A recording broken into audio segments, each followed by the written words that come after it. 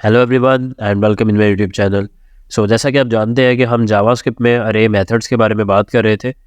आज की इस वीडियो में हम बात करने वाले हैं फॉर ईच के बारे में, जो कि एक अरे मेथड भी है। और अगर आपने जब लूप्स हमने कवर अप की थी, जिस लेक्चर में हमने इफ एल्स के बारे में पढ़ा था, फॉर लूप के बारे में पढ़ा था, वाइल डू वाइल लूप के बारे में पढ़ा था, तो उनमें मैंने आपको बताया था कि फॉर ईच लूप जो है वो भी जावास्क्रिप्ट में एग्जिस्ट करती है, और इसी के साथ साथ फॉर इन लूप भी है। और ये दोनों लूप्स हमने उस वक्त डिस्कस नहीं की थी।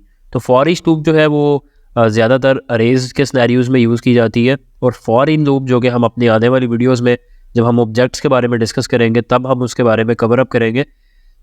आज की इस वीडियो में हम चूँकि अरेज के बारे में बात कर रहे हैं तो फॉर ईच लूप के बारे में पढ़ने वाले हैं। देखते हैं कि किस तरीके से हम इसका यूज़ कर सकते हैं। देखने के लिए चलते हैं स्क्रीन की तरफ। Let's have a look on my screen and let's begin.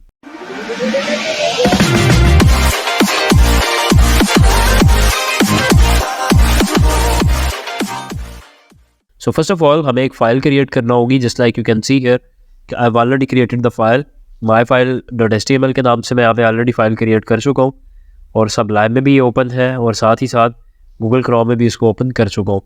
First of all हम यहाँ पे एक अरे को क्रिएट कर लेते हैं। तो सिंपली मैं यहाँ पे लिखूँगा var, एंड देन हम एक अरे क्रिएट कर लेंगे, जस्ट लाइक हमने लास्ट अपने ट्यूटोरियल में की थी फ्रूट्स के नाम से। फ्रूट्स में मैं यहाँ पे लिख दूँगा apple, mango, banana, and then यहाँ पे मैं पाइन एप्पल लिख लेता हूँ। सिंपली यहाँ पे अगर आप देखेंगे तो मैंने 4-5 कुछ यहाँ पे फ्रूट्स जो है वो मेंशन कर दिए इस अरे में। अब हमें बात करनी है फॉर ईच लूप में। तो पहले तो मैं बात करता हूँ फॉर लूप की।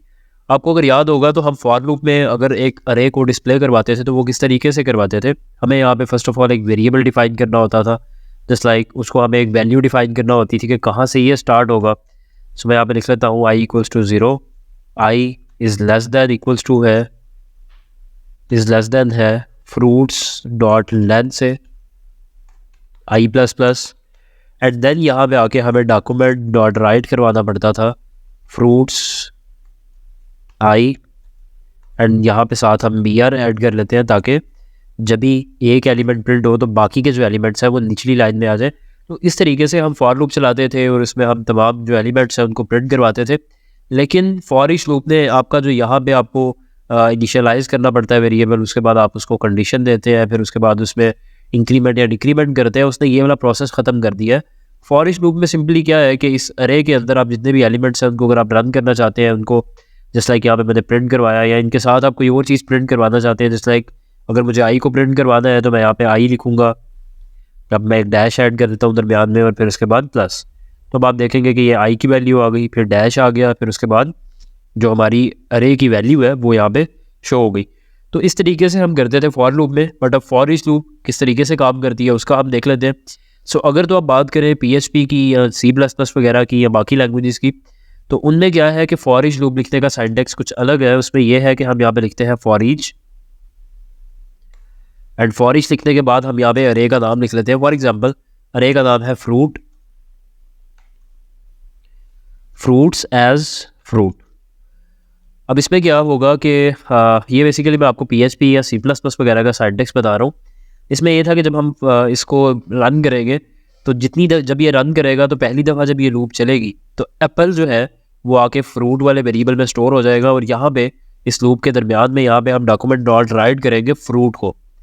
यहाँ पे हमने अरे का नाम लिखा फ्रूट्स, और यहाँ पे हम कुछ भी लिख सकते हैं, जैसे लाइक हम F भी लिख सकते हैं।